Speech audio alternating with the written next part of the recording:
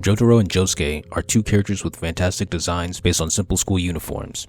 I'll look at what makes their designs so great, starting with the colors. I prefer their manga palettes. Jotaro wears a blue uniform with a purple shirt. Blue and purple are next to each other on the paint color wheel, which is why they work well together. It's an analogous palette. Josuke has a purple uniform with a green shirt. These two are secondary colors on the paint wheel, which is why they work well together. Green and purple is an effective palette that has looked good on many characters, like Hulk, Green Goblin, and Piccolo. The way the colors are split and separated is simple and effective. The jacket and pants are the first color, the shirt underneath is the second color. This kinda looks like a two-piece suit. If I want to go further, both characters have gold accessories which have their own interaction with the other colors. Both wear purple, which yellow is complementary to. For Jotaro, blue and yellow are both primary colors. For Josuke, green and yellow are analogous. The V-taper is simple but effective. Despite wearing gakurans, both characters have jackets that taper at the waist, emphasizing the wide shoulders compared to the thin waist. This enhances masculinity and simply looks cool. Finally, minimalism. Aside from a few details I'll cover later, both of these designs are simple.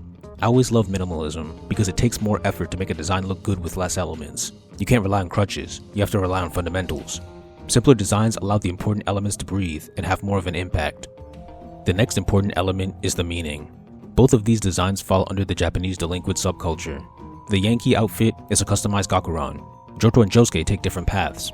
Jotaro's peaked cap is similar to some bancho designs.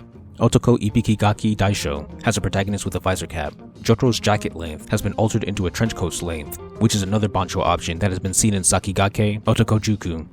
Josuke looks different, but still like a delinquent. His pompadour hairstyle, long jacket, and baggy pants are all aesthetics present in real-life delinquents. Jotaro actually acts like a delinquent, so his design has a direct connection to his personality. But Josuke is a subversion. He looks like a delinquent, but is actually a nice and peaceful guy.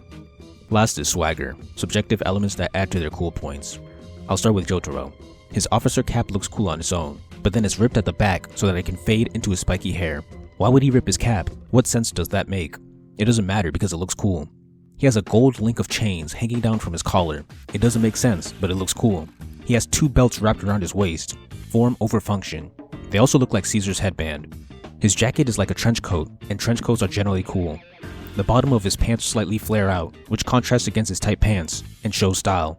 All of these details come together to create the physical form of a character whose single focus is being cool and looking cool. Then Josuke. His pompadour looks cool and rebellious.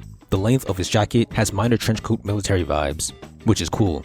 His outfit is mostly plain, but the gold accessories add seasoning.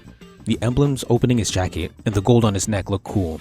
He has hearts and peace signs to represent love and peace, his personality and his powers, and then he also has an anchor. The two hearts on his neck actually tell you what grade he's in, but they've been customized into hearts. The pins opening his jacket make a heart-shaped hole, even more symbolism, and it makes the jacket look like a buttoned suit. Suits look cool, so this looks cool. Like I said before, the color positioning of both looks like a suit. Finally, his upper half has a tight fit, while his lower half has a very loose fit. The contrast of fitting looks eye-catching. Pay attention to how a lot of the important seasoning isn't adding on details, but adjusting the shape of the details that already exist.